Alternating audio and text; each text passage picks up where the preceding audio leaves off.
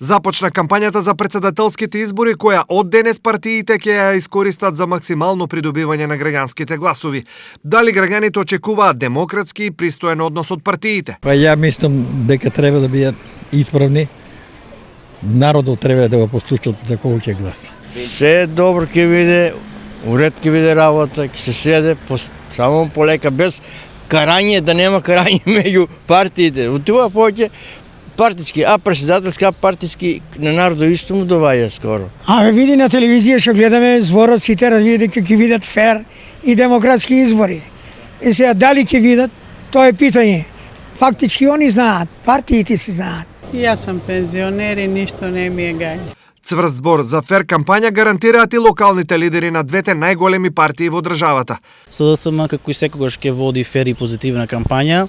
Заедно со сите наши активисти ќе се обидеме да ја доставиме програмата за која што ќе реализира идниот председател на Република Северна Македонија Стево Пендаровски до секој наш сограѓанин, до секој наш жител на општина Штип, и со ова ќе покажеме дека конечно Република Македонија ќе има можност да има председател кој што ќе биде председател на сите граѓани на Република Северна Македонија. Посакувам изборна кампања која што ќе биде проследена со почитување на загарантираното човеково право на избор во едни фер и демократски услови.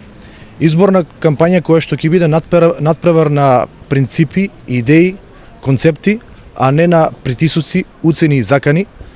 Изборна кампања во која што ќе се почитуваат основните човекови права. Од друга страна, оние со малку поголемо искуство во гласачките процеси кај нас се скептични, па дури и убедени во спротивното. Притисоци насилни, него убедувањето.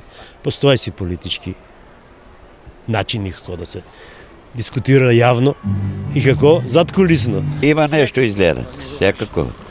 Албанците и Социјалдемократскиот сојуз ќе збркат они. Партија тоа секој пат влијаат, ќе влијаат веројатно. А од која мислам кој аспект ќе биде, колку ќе биде, а без да не биде влијание, тоа не може да биде. Сепак, по толку спроведени изборни процеси, реално е да се надеваме дека оваа кампања ќе се одвива интензивно, демократски борбено, но и чисто. Практично сите нечестни методи досега излегоа на виделина, а многумина поради изборни нерегуларности завршија или ќе заминат на издржување долги затворски казни. Од тука, придобивањето на 151.134 гласачи во источниот регион овој пат треба да биде низ кампања поинаква од досегашните.